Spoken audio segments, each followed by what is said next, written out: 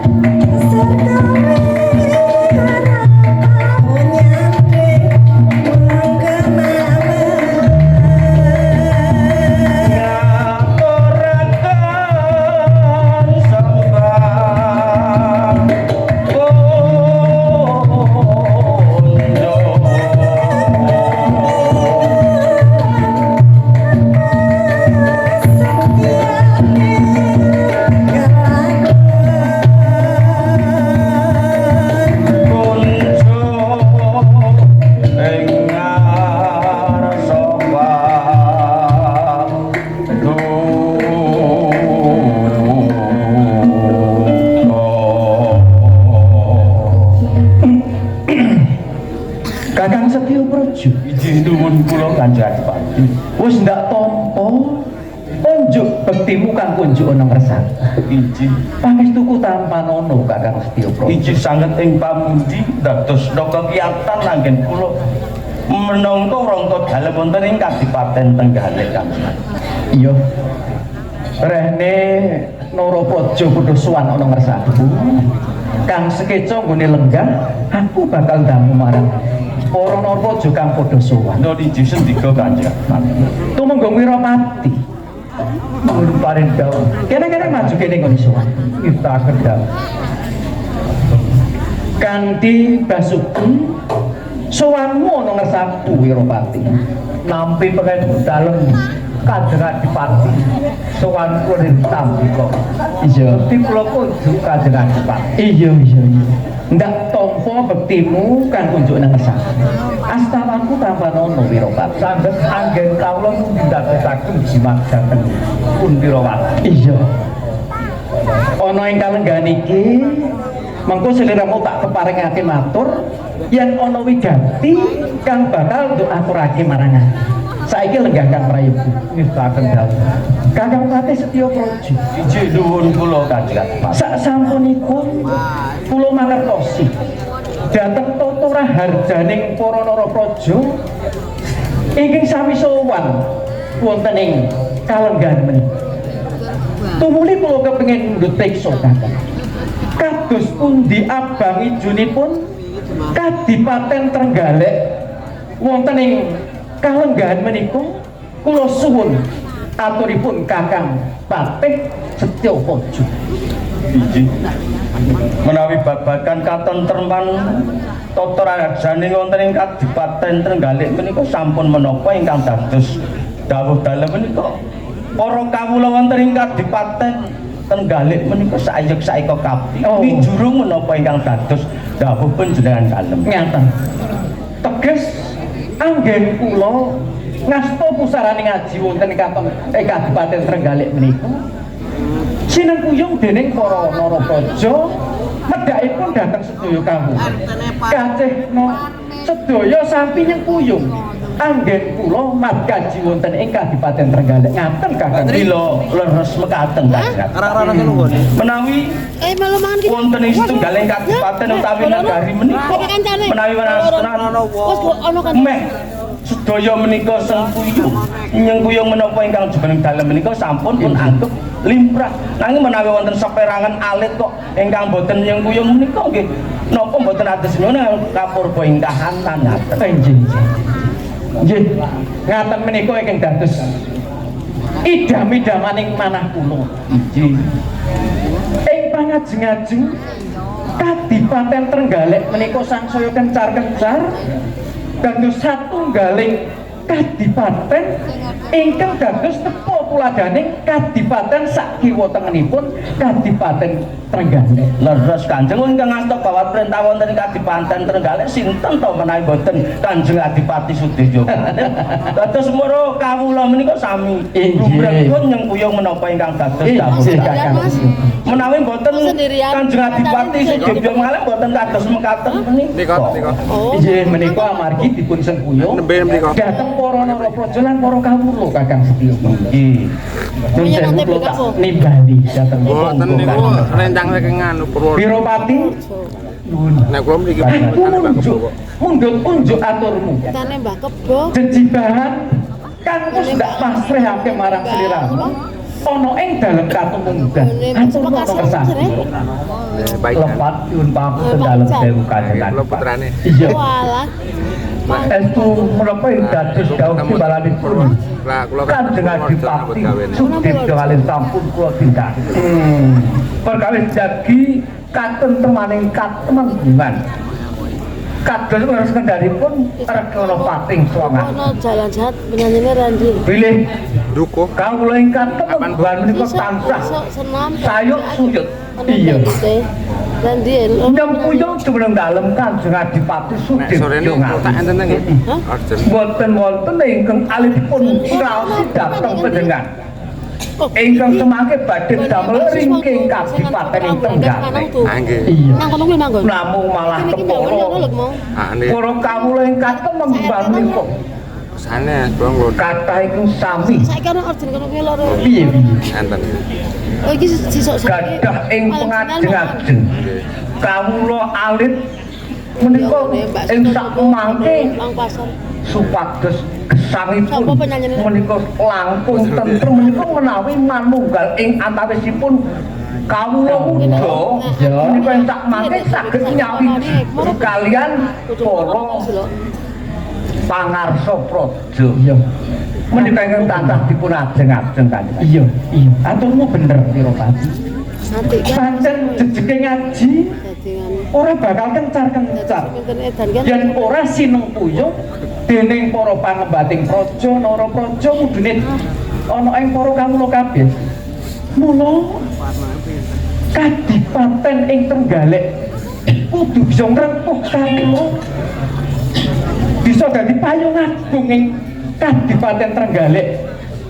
Satemah para kawula kudu rumangsa yen diayomi dening penduduk. Ngono kapan ingkang dipun-ajeng para kawula ing kangsal dhateng ndika Kakang Setya Prodiji kados pundi Kanjeng Adipati.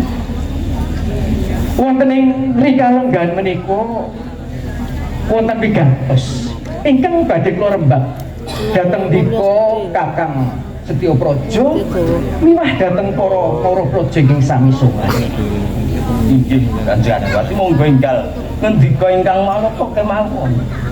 Kakang Setya Praja inggih wonten ing wekdal ing sampun kepengker Kadipaten Trenggalek nampi dedah ingkang ageng ingkang dadosaken Kadipaten Trenggalek boten tentrem. Para nara praja kawula sami miris amargi saking tumindakipun Bariben saking Gunung Klothok ingkang sampun damel kawontenan ing Kadipaten Trenggalek Tintri. Ewa semanten Iya saking labuh labetipun Kakang Warok Secodarmo ing Seman satemah Bariben sagedipun tumpes saengga Kadipaten Trenggalek dados tata titi tentem kados ingkang sampun kelampah Kakang Setya. Kula aten Kanjeng. Mila kula tasih kemutan perkawis menika Kanjeng Adipati. Inggih. Mila katentreman wonten ing Kadipaten Trenggalek menika jawet saking labuh labetipun Ki Warok Secodarmo. Menawi boten wonten Ki Warok Secodarmo menika Kadipaten menika nggih tasih brandal ingkang mapan wonten ing Gunung Klothok ingkang pun pandhegani Bariben menika mangke tansaya kombro-ombro badhe boten damel tentripun wonten ing Kadipaten Trenggalek. Kanyata kathah senopati ingkang sampun dipun tujuaken wonten ing Gunung Klothok nyatanipun boten merantasi to. Semenuga nalika semono rak ya kowe ta Wirapati. Tak utus ana ing Gunung Klothok ora bisa mungkasi gawe ta kowe. Nggih, kula lila boten saged ningkes wontenipun Bariben. Kasunyatanipun Bariben menika mila sekti mandraguna saesa. Rikala semanten kula ndherekaken dhateng tindakipun Rekana Patih. Oh iya bener aku kelingan nalika semono pancen mungsuh Bariben pancen setya. Ning kowe kandhara aku jar kowe iki pengpengan nyatane jejokke pisan we mundur kok. Nggih, menawi mboten kalih Bariben kula nggih iso mungkasi gawe. Saged kemawon kula menika saged ningkat wontenipun rersa ingkang mapan wonten ing Gunung Klothok. Aku percaya karo kowe menawa tumenggong ana ing Kadipaten Trenggalek iki pancen kowe iki tumenggong sing pengpengan kok. Lewate ngendi? Ora ana kowe ngono. Boten apa Kadipaten iki. Kakang Setya izin kula Kanjeng Adipati. Sambet kalian menika. Sak lebeting manah kula kepengin paring kekocah dhateng Kakang Secodarmo. Amargi sampun ageng sanget labuh labetipun dhateng Kadipaten Trenggalek. Tak bintang tamune ngono. Kanthi menika Kopine Mas. kula nyuwun unjuk aturipun Kakang Setya Praja miwah sedaya para praja ingkang sowan. Kekucah menapa ingkang trep kagge kakang mantul Seco Darmo ing Semak. Amargi saestu sampun ageng sanget labetipun dhateng Kadipaten Trenggalek Kakang Setyo. Injih Kanjeng Adipati mila ageng sanget labuh-labetipun Ki Seco Darmo menika. Nanging menawi kekucah ingkang badhe pun paringaken kok kula menika nggih bingung Kanjeng Ati. Upami to kula menika boten mangertos menapa ingkang dados mangke jumbuh utawi timbang kalian labuh-labetipun Ki Seco Darmo menika rak kula bingung upami to menika badhe pun paringi lembu cacah pinten menapa dene mendo cacah pinten menawi ayam menika saged ning nyambi juragan ya kurang trep kok menawi ki Piropati apa ana kang bakal aturake sambung karo kekucah kang bakal tak paringake dening Kakang Seco Darmo. Inggih menawi saking pemanggih kula rehning Ki Seco Darmo menika tepih papantunipun saking Kitha Goreng Trenggalek. Dados kawontenanipun Ki Seco Darmo menika rak nandhalem Girganapati menika dereng mangertos. Ya. Namung menawi badhe pun paringi kucah kalenggahan kamangka wonten ing Kadipaten Trenggalek menika sampun kathah narapraja. Nah, saenipun menika dadekke sesepuh. Dadekke sesepuh. Inggih, Apa wis trep? Metu pancen labuh-labete Kakang Seco Darmo ki gedhe banget tumraping Kadipaten Trenggalek Piropati. inggih kamangka menawi boten pun paring kucah teges asma daleming sak mangke badhe kucem. Iya, Pak. Ngaten to Girganapati. bener kowe pancen wirembakan kira yang rembug dar maringi kekucah karo Ki Seco Darmo to nanging apa to sing adiwenehke rak durung ngerti. Ya sakmenika ngaten kemawon. Kakang endi Kanjeng Setyo Adipati? Praja. Ketimbang perkawis menika mboten tumuli rampung. Sagedipun rampung menawi kula abenajeng kalian Kakang Seco Darmo. Menapa kekucah ingkang badhe kula parengaken menika dipun tampi menapa mbotenipun? Menika yen kula sampun saged abenajeng kalian Kakang Seco Darmo. Wis dibakani. Kanthi menika kula kepengin mundhut sowanipun Kakang Seco Darmo wonten ing Kadipaten Trenggalek. Piropati Kakang Seco Darmo aturana sowan wonten ing Kadipaten Trenggalek Kanjeng Adipati.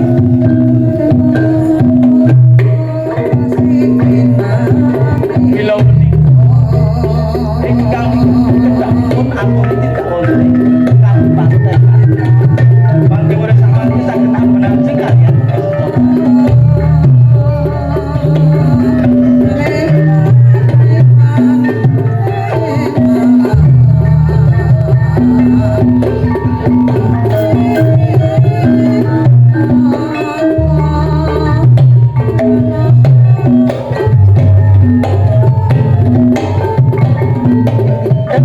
Kene Kakang.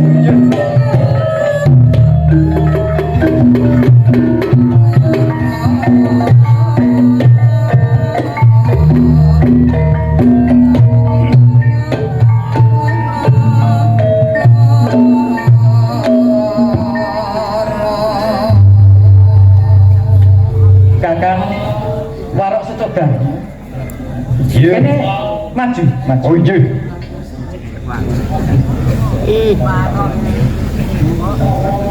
Kon maju. Apa Kakang Seco Darmo tak timbali ngadep ana ing Kadipaten Galek rada kaget Kakang. Inggih, mila kula saestu kaget Kanjeng ing dene kula katimbalan wonten ing Kadipaten Trenggalek. Ya, Namung saderengipun kula ngaturaken sungkem kula kunjuk Kanjeng ing. ya. Yen tak tampa Kakang Seco Darmo, bektimu kang kunjuk ana ngesaku. Astutiku tampan ana. Inggih, kula tampi mugi dadosaken jimating kesang kula Iya. Ngono Kakang Sudarmo. Iji Seliramu ndak undut sowan ana ing Kadipaten Trenggalek. Pancen ana wigati kang bakal ndak aturake marang sliramu Kakang Sudarmo. wigatos menapa kanjengi kok damel kejoting manah kula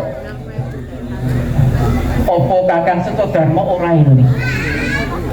Wektu kang kepungkur Kadipaten Trenggalek geger tintrik mergo saka apa kali Bariben ing Gunung Patra.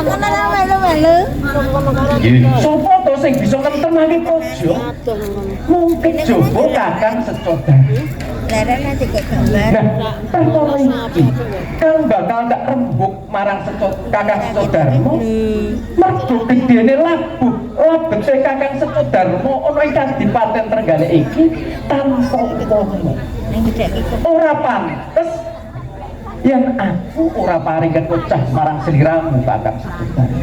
nggih ngaten kanjengi kula menika ingkang saged mberat brandal Bariben sakrencangipun mila pancen leres namung menika sampun dados kewajiban kula minangka kawula wonten ing Galek menika damel tentrem wonten ing tlatah dalem Kadipaten Galek menika kanjengi Ya, aku preso Kakang. Yen panjenengan kuwi pancen duweni kewajiban jaga tata tentreme Kadipaten Galek.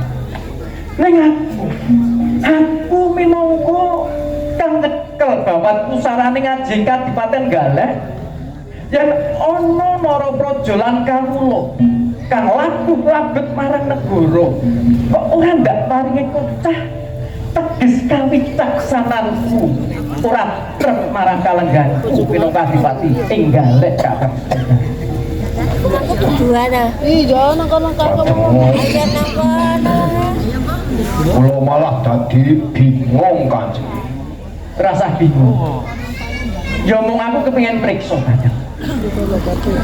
Aku wis rembugan marang panjenengan Kakang Setya Praja lan kabeh para praja ing Kadipaten Galek. Ning durung ana kekucah kang kekucah apa kang bisa ditampa dening Kakang Sudarmo lan trep marang lelabuhane Kakang Sudarmo. Lah iki aku kepengin mundhut siksa. Kekucah kang bakal tak paringake marang Kakang Sudarmo itu iku kira-kira apa Kakang sing panjenengan bisa nampa? kula mboten saged matur kanjengi awit menika saking kersa dalem namung menawi kula supados matur menapa ingkang badhe dipun paringaken saestu kula mboten purun Iki wis dadi kesahku Kakang. Wis dadi kesahku. Aku kang dadi pendhuru. Sliramu wis labuh labet marang negara yen aku ora paring kocah teges aku durung bisa dadi pendhuwurmu kang paring pangayuman marang sliramu. Kakang Setya Praja nyuwun kula kanjeng Adipati. Kula ugi nyuwun ngendikanipun Kakang Setya Praja perkawis menika. Rehne Kakang Sudarmo sampun sowan wonten ing Kadipaten Galek mbok monggo sareng-sareng sakmenika dipun rembag kekocah menapa ingkang saged dipun tampi dening Kakang Sudarmo ingkang trep kalian labuh-labetipun. Iji kanjeng Adipati Kula pilih kangge pinangka lagu-lagu Kakang Suco Darmo nalika semanten rasta brandal ingkang mapan wonten ing Gunung Kothok menika umpami menika saged pemanggihan. Namung umpami lho Kang. Iso. Menawi dipun paringi Mas Picis Raja Brana kados Enggak sampun timbang kalian menapa ingkang dados lagu-lagu Kakang Suco Darmo menika namung pemanggihan kados ya. Upama diparingi kekocah kuwi ning tumrap penggalihku kok durung cocok Kakang Kakang Setyo Praja. Apa ngono wae Kakang Sudarmo? Kados pundi Kanjeng? Seliramu tak angkat minangka Narapraja ing Kadipaten Trenggalek Kersa. Wah. Kula menika labuh labet wonten ngersa dalem menika mboten pamrih menapa-menapa.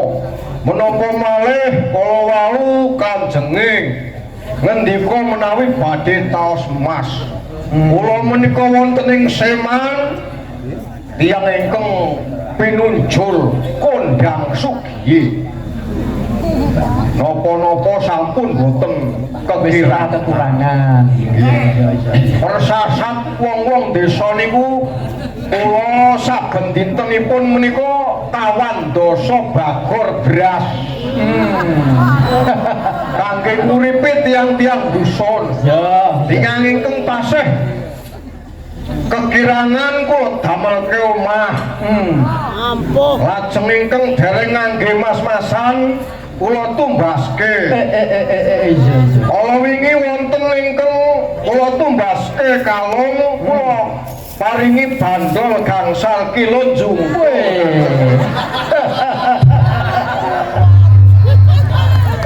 Ora aku iki saking lumane Kakang Suco Darmo apa bingung gone mikir wong-wong dinaik bandol 5 kilo rak ya mesti jengkelan to. Kajeng kula supados ketingalipun menika muncer momblor kanjenge. Ning tegese Kak, iki kan ora timbang. Ora timbang marang kahanane Kak. Wong isih iso bali. Nek kersane apik ning peparingku kuwi ora trep karo kahanane kang nduk paringan. Nggih. Menawi perkawis pangkat menika estunipun kula mboten ngajeng-ajeng. Oh, nek derajat pangkat ora bisa. Inggih. Namung menawi mila pancen badhe paring derajat utawi pangkat dhateng kula, tentunipun ingkang sak ngandhapipun adipati sak ninggalipun tumenggung kanjenge Sudarmo. inggih Arep dadi patih kan apa? menawi kepareng Ya upama dadi pati ana Trenggalek ya nyok kan. Ora apa-apa kok aku lila kok. Kakang Suco Darmo. angsal Oleh aku oleh. nek mangke jenengan jur balik kire malih Balik meneh piye? Oh nyatane kowe dene sepisan Mas Picis Raja Brana saka ngersani Kanjeng Adipati ora bisa nampa. Pinangka kalenggahan Narapraja ning Kadipaten Trenggalek ora nampa malah ngami-ami sing cinaket ana ing ngersani Kanjeng Adipati ra tegese padha ngami-ami aku to Kakang. nggih boten Ya apa marep Kadipate ngono menawi Ki Suco Darmo badhe pun jumenengaken wonten ing Patih Kadipaten Trenggalek pun namung derek kemawon kok Kanjeng. Aku priksa nek Kakang Suco Darmo kuwi jane mung kebujengan. boten Kak Mungkin bujengan. kula mboten wani wong kula mboten gadah pangkat napa-napa pun sugih kok Menika Ya syukur, syukur Kakang Suco Darmo. Ora ning aku kok mireng-mireng. Nek Kakang Suco Darmo ki kagungan putra-putri bener? nggih mila kula gadah anak setunggal naminipun Suminteng Sumin. nggih Tenedak. larenipun namung Ayu Ya. Wis kabeh apik. bawakanipun menika boten dhuwur rada endek sethithik ning kuning Kuning wong ayu. kan kula menika nggih tasih jangkep kanjenge bojo kula nggih tasih setunggal Ya. Ora kepengin tambah. boten setunggal kemawon kula ingu sak modare La ilaha illallah. Ya. sambung karo iki Kakang Saudara. Injih. Yen pancen sliramu ora kersa tak paringi kekucah sing maneka warna, Mas Icis Raja Burna ora kersa. Tak sengkakake ngalugur minangka Narapraja ing Kadipaten Trenggalek. Lah saiki piye? Upama putramu si Suminten tak pundhut mlebu ana ing Kadipaten Galek, tak palakramakake marang putraku Sugeng. Wah, sampun Kanjenge. Wong anak kula menika namung ayu. Namung setunggal badhe kapundhut garwa. Dan baguse Subrata. Lha kaya putramu arep topek bedhik atau topek dhewe ngono apa? Nggih boten, kajeng kula menika menapa sampeyan dalem boten lingsem gadah besan namung warok. Mongko sampeyan menika adipati wonten ing Galek Kanjeng. Ora ngono Kakang Saudara. Mugo pancen gedhe banget lagu labetmu ana ing Kadipaten Trenggalek. Pantes yang sliramu kuwi nampa kekucah kang gedhe tumrap ing Seman. Lah nek sliramu tak ora kersa tak paringi kekucah arupa kalungguhan, arupa bondo donya, perkara kang trep mungguing aku ya mung putramu si Suminten tak pundhut mlebu minangka mantu ing Kadipaten Galek Kakang Saudara. Wah, menawi menika sampun kersa dalem nggih sumangga. Namung kula mboten nyongol-nyongolaken anak kula lho menika. Ora iki kersaku kok iki kersaku. Kados pundi Kakang Setya Praja yen perkawis menika Suminten anakipun Kakang Sudarma kula pundhut mlebet wonten ing Kadipaten Trenggalek. Punten dalem sewu Kanjeng Adipati. Menawi kula kok malah sarujung sanget menapa ingkang dados pangandika. Jalaran menika sampun Kakang Setya Darma menika gadah yuga putri. Menika lan panjenengan kagungan putra ingkang menika Den Masuk. Maka sampun ngaten menawi dipun paringi kekucah kalenggahan boten pun ya lanjih nika sampun. Matur nuwun Kakang Setya. Namung nyuwun pangapunten Kanjeng. Ya piye Kakang Setya? Menika dede kajeng kula lho Kanjeng. Iki kersaku. Pancen iki ndak kersakake supaya penggalihku tentrem. Amarga ora kabutan tanggung jawab. Mergo perkara nggonmu bisa gawe tentreming Kadipaten Galek. Mula ngono Kakang Saudara. Injih. Saiki Kakang Saudara tak aturi kondur. Paring sesuluh paring pangerten marang putramu lan warga ing Seman menawa putramu bakal tak pundhut mlebu tumunten bakal tak dhawuhake marang putraku. Nggih, menawi sampun menika kersa dalem kepareng kula nyuwun pamit Kanjeng. Sing ati-ati Kakang.